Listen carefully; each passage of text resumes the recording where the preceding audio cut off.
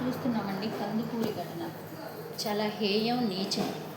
ముఖ్యంగా మానవత్వం అనేది చచ్చిపోయింది. ఆ మనుషులు అనేవాళ్ళు ఎలా ఉన్నారు, ఎందుకు ఇలా తయారవుతున్నారు? కక్షలు ఉండొచ్చు, కార్పణ్యాలు ఉండొచ్చు.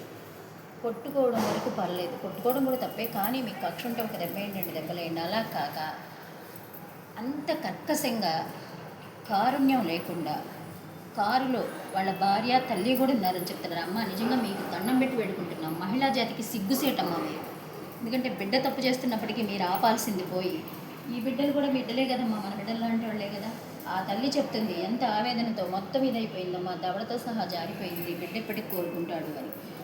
ఒక అతను అక్కడక్కడ స్పాట్లో చనిపోవడం, ఇంకా ఇద్దరిని అనేక రకాలుగా మీరు హింసించడం ఎంతవరకు కరెక్ట్ అమ్మా? ఈ అబ్బాయి చూడండి, మీ అబ్బాయి ఎంత కర్కశంగా చేయడం అనేది చాలా హేయం, నీచం. ముఖ్యంగా మేము ఇక్కడ ఒకటే చెప్తున్నామండి, వీళ్ళు అందులోనూ ఇక్కడ అసలు ఇంత దూరం రావడానికి కారణం ముఖ్యంగా ఏంటి అంటే, వీళ్ళు తెలుగుదేశానికి సంబంధించి 40 సంవత్సరాలుగా పనిచేస్తున్నారు. అలాంటి వ్యక్తులు ఈ పార్టీలో ఒక కుటుంబం చిన్నాభిన్నం అయిపోయినప్పుడు ఇమ్మీడియట్గా స్పందించి, అయ్యో ఇలా జరగడం చాలా తప్పు, ఇది చాలా నీచం, హేయం, మేము అన్ని విధాలుగా ఆ కుటుంబాన్ని ఆదుకుంటాము అని అక్కడ ఎమ్మెల్యే గారు ఒక్క మాట చెప్పుకుంటే ఇంత దూరం వచ్చేది కాదు.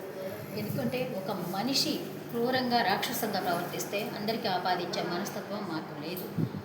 ఇంత సైలెంట్గా, ఇంత స్తబ్దంగా, ఇంకా కూడా జరిగిన దానికి న్యాయం చేయమని అడుగుతున్నాను తప్ప ఎక్కడ గొడవలు సృష్టించాలనో ఇంకోటి చేయాలనో ఈ జాతి అనుకోవట్లేదంటేనే దయచేసి అర్థం చేసుకోండి.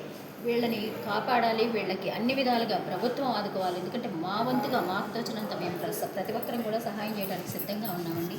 ఈ రోజున అనేక మంది వస్తున్నారు, వాళ్ళందరూ కూడా సహాయం చేయడానికి సిద్ధంగా ఉన్నారు. నేను ఒక 20,000 ప్రస్తుతానికి 7 ఖర్చులకి హాస్పిటల్లో ఉన్నారు కాబట్టి ఆ ఖర్చుల కోసం నేను ఇస్తున్నాను. ముఖ్యంగా నేను ఇక్కడ చెప్తుంది ఒక్కటేనండి, వీళ్ళు ఇలా బెడ్ మీద ఎన్ని రోజులు ఉంటారో తెలియదు. వీళ్ళకి ఆర్థికంగా వెనక ఎలాంటి సపోర్టు లేదు.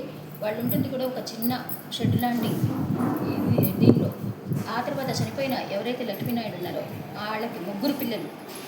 వీళ్ళందరి బాధ్యత ఈ రోజున ఈ కుటుంబంలో తల్లిదండ్రి వాళ్ళు కూడా కూలి పని చేసుకొని ఎవరి మీద ఆధారపడకుండా బతుకుతున్నారు. వాళ్ళ మీద పడితే ఇంతమందిని వాళ్ళు పోషించలేదు. దయచేసి ప్రభుత్వం తరఫున నేను ముఖ్యంగా మా అధినాయకుడు పవన్ కళ్యాణ్ గారిని ఒక్కటే వేడుకుంటున్నాను.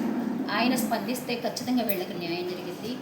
అందరూ స్పందిస్తే వేరు, పవన్ కళ్యాణ్ గారు స్పందిస్తే ఖచ్చితంగా వీళ్ళ ఒక్కొక్కళ్ళకి మనం వెలకట్టలేం, కానీ కనీసం ఈ కుటుంబానికి ప్రతి నెల ఖర్చులు అవుతాయి కాబట్టి కనీసం ఒక 5-6 కోట్లైనా సరే వీళ్ళందరికీ కుటుంబానికి అందేలా చూస్తే ఆ 3 పిల్లల చదువులు కానీ, వీళ్ళ బాధ్యత కానీ, వీళ్ళ వైద్యం కానీ మొత్తం ఒక కొలిక్కి వస్తుంది. ముఖ్యంగా ఈ తప్పు చేసిన అతన్ని మాత్రం కఠినంగా శిక్షించాలి.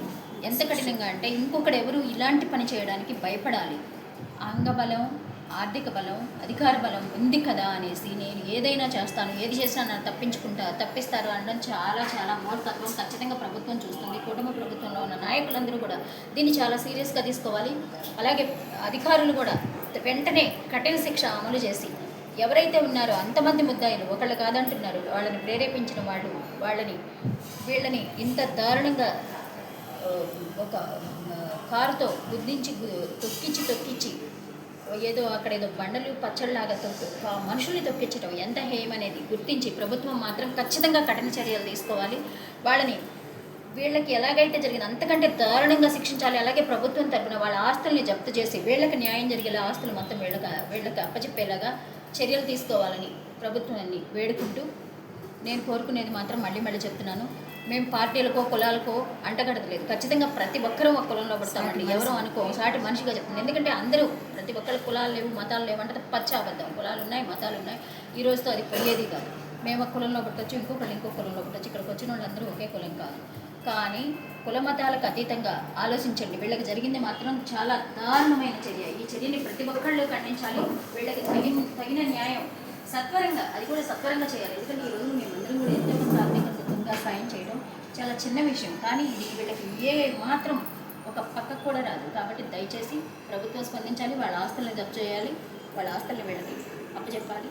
ఇవి మాత్రం మేము ప్రభుత్వాన్ని వేడుకుంటూ ప్రార్థిస్తూ చెప్తున్న విషయాలు. వీళ్ళకి న్యాయం జరగాలి.